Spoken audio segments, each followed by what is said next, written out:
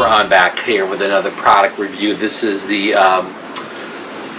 StartRC landing pad. Let me get it closer to the camera here.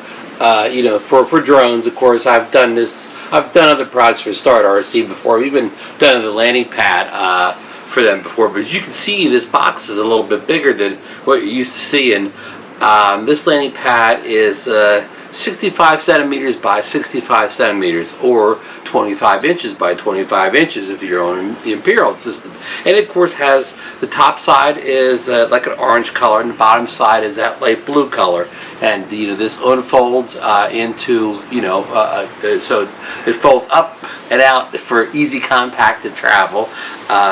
So let's get this out and let's show you how this works, and you know, then we're going to compare it with the standard size landing pad from StartRC. Okay, be right back. Alright folks, I've got the landing pad unboxed here, and right here you get a set of we'll call them spikes, tie downs that you can put through the brass ring hooks on the ends of the pad to keep them secure. This is the same type of hooks that the smaller StartRC landing pad came with, had, but it didn't come with these little hooks here. Let me unbag one here. We've been unboxed now. We're going to unbag. We'll take a look at one of them. So you get a set of 4, and here they are. Put it close to the camera there. It has, you know, what would you call those things? You know, perforations to, you know, to keep it in the ground when you press it down, and has this, you know, top thing there, makes it easy, you know, to push it down with your thumb and fingers, and kind of a sharp end to go in either you know, soft ground or sand, or, you know, many different surfaces. So I said you get a set of 4. So we're going to put that back in the bag now. You won't always need those, but on a windy day they come in real handy. So okay, here's the landing pad itself, and it comes wrapped in this protective paper here. And I'll tell you, the only downside I have after using my first StartRC pad, you know, for a couple months now, and I took it to the Great Florida Drone Meetup this spring also, is that the plastic on here, if you have it in real hot weather, it'll like stick. So when you unfold it, it can sometimes stick and even pull some of the plastic up. So I would advise keeping something like this around, so you could, you know, keep it, what's the word I want to say, you know, keep it covered, you know, while you have it folded up, so that in hot conditions it won't, you know, won't start sticking on you. So that happened to me. It may not happen to anybody else, but just a power tip there. So you can see the size of this thing here. So this is going to be good for like a bigger type of drone here. So what I'm going to do now is, you know, so you fold it up real easy like this. See, now I fold it down to a real compact size, so I'm ready for travel. It didn't come with a little case. My other one actually came with a little sack, where this one doesn't. So, you know, it came with the, you know, the spikes that I showed you, but not a sack, so I guess you survive one thing or another. So I definitely get something to put this in. But anyhow, so then you said you just unfold it very easily. You have the blue side, and you have the orange side. Of course, you have the 4 rings around, you know, the edges here, so you can put those spikes in and clip it down.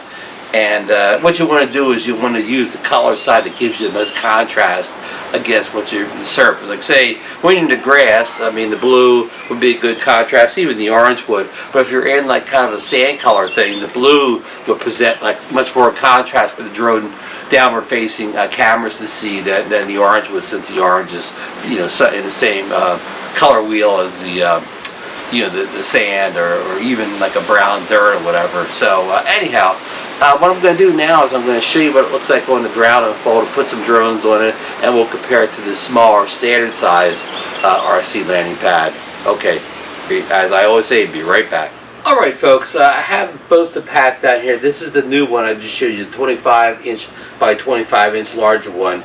And here's the standard size landing pad that you usually get. I don't know the dimensions on. I'll put them down in the you know, in the messages down below in the description of the video. But here's the bigger one. So okay, let's do a little testing here. I got a couple drones over here on the side here, Now here's the Phoebe Mini drone. You know, it's kind of out new recently. It's still kind of a hot drone to get here. It's a very small, like under 250 gram drone.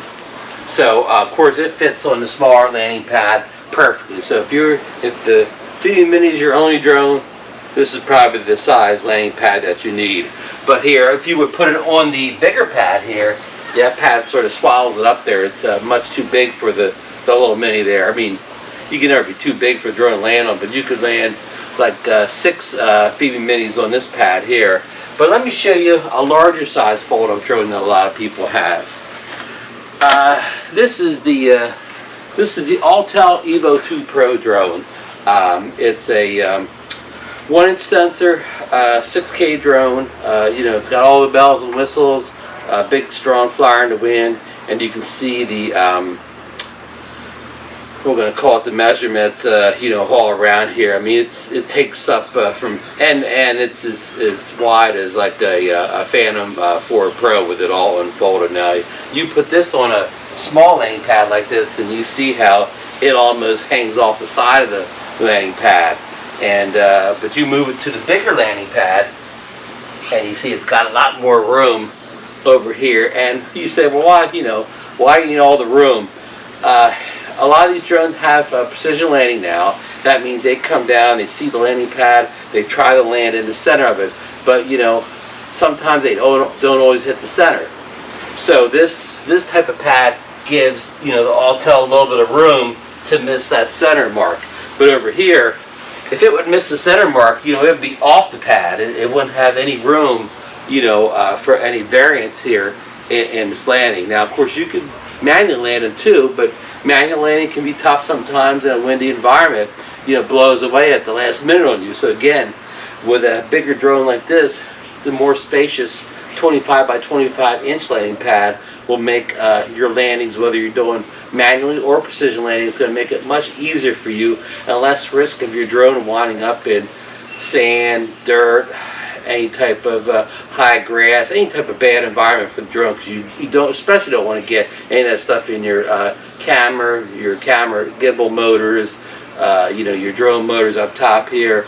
So you know, this is you know, it's a big advantage to the larger you know, pad here for your drone. So that's about it. You know, you can only make so much you know, on a landing pad video here, but folks, I will you leave the links down below to purchase you know, both landing pads actually, but we're really concentrated on the bigger 25 inch landing pad. You know, we'll put Amazon links down below. I make a small commission if anybody clicks on any of my affiliate links, so I want that out there. I purchased this pad on my own. I did not, you know, our StartRC did not send it to me, so you know, this is you know, if honest with you, if it's a bad landing pad, I'd say so, because I'm not being paid or given this landing pad. So okay, on the way out the door, don't forget to hit the thumbs up if you like this video, subscribe to my channel, and ring that notification bell so you'll be alerted to any new videos that I have coming out on drones and drones related products. So with that, you know, go out and safe flying out there.